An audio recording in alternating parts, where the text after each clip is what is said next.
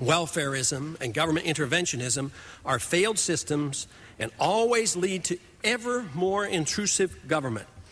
The issue of privacy is paramount. Most Americans and members of Congress recognize the need to protect everyone's privacy. But the loss of privacy is merely the symptom of an authoritarian government. Effort can and should be made, even under today's circumstances, to impede the government's invasion of privacy. But we must realize that our privacy and our liberty will always be threatened as long as we instruct our government to manage a welfare state and to operate a foreign policy as if we are the world's policemen. If the trends we have witnessed over the past 70 years are not reversed, our economic and political system will soon be transposed into a fascist system. The further along we go in that direction, the more difficult it becomes to reverse the tide without undue suffering. This cannot be done unless respect for the rule of law is restored. That means all public officials must live up to their promise to follow the written contract between the people and the government, the U.S. Constitution. Far too long we have accepted the idea that government can and should take care of us. But that is not what a free society is all about. When government gives us something, it does two bad things. First, it takes it from someone else. Second, it causes dependency on government. A wealthy country can do this for long periods of time, but eventually the process collapses.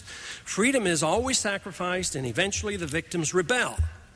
As needs grow, the producers are unable or unwilling to provide the goods the government demands.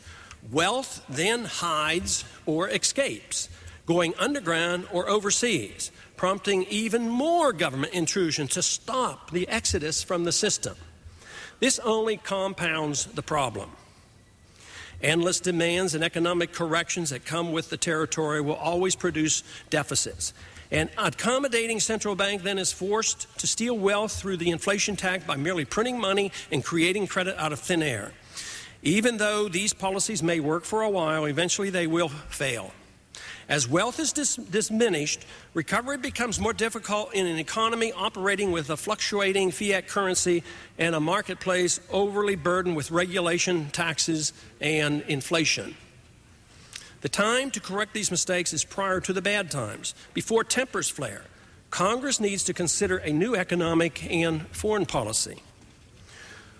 Why should any of us be concerned about the future, especially if prosperity is all around us? America has been truly blessed. We are involved in no more major military conflicts. We remain one of the freest nations on the earth. Current economic conditions have allowed for low unemployment and a strong dollar with cheap purchases from overseas, further helping to keep price inflation in check. Violent crimes have been reduced, and civil disorder, such as we saw in the 1960s, is absent. But we have good reason to be concerned for our future. Prosperity can persist even after the principles of a sound market economy have been undermined, but only for a limited period of time. Our economic, military, and political power, second to none, has perpetuated a system of government no longer dependent on the principles that brought our republic to greatness. Private property rights, sound money, and self-reliance have been eroded, and they have been replaced with welfarism, paper money, and collective management of property. The new system condones special interest cronyism and rejects individualism, profits, and voluntary contracts. Concern for the future is real because it's unreasonable to believe that the prosperity and relative tranquility can be maintained with the current system. Not being concerned means that one must be content with the status quo and that current conditions can be maintained with no negative consequences. That, I maintain, is a dream. There is a growing concern about our future by more and more Americans. They are especially concerned about the moral conditions expressed in our movies, music, and television programs. Less concern is expressed regarding the political and economic system. A nation's moral foundation inevitably reflects the type of government and in turn affects the entire economic and political system. In some ways, I am pleasantly surprised by the concern expressed about America's future concerning the prosperity we enjoy. Many Americans sense a serious problem in general without specifically understanding the economic and political ramifications. Inflation, the erosion of the dollar, is always worse than the government admits. It may be that more Americans are suffering than is generally admitted. Government intrusion in our lives is commonplace. Some unemployed aren't even counted. Lower middle-class citizens have not enjoyed an increase in the standard of living. Others have.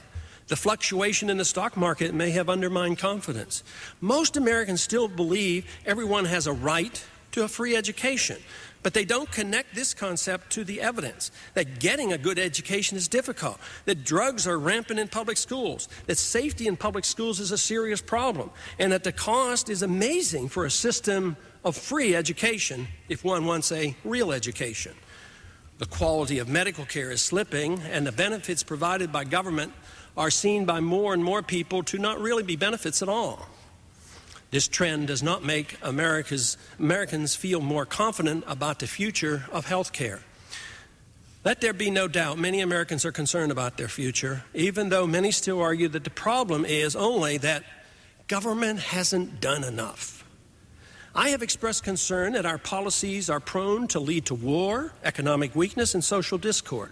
Understanding the cause of these problems is crucial to finding a solution. If we opt for more government benevolence and meddling in our lives along with more military adventurism, we have to expect an even greater attack on the civil liberties of all Americans, both rich and poor. America continues to be a great country, and we remain prosperous. We have a system of freedom and opportunities that motivate many in the world to risk their lives trying to get here.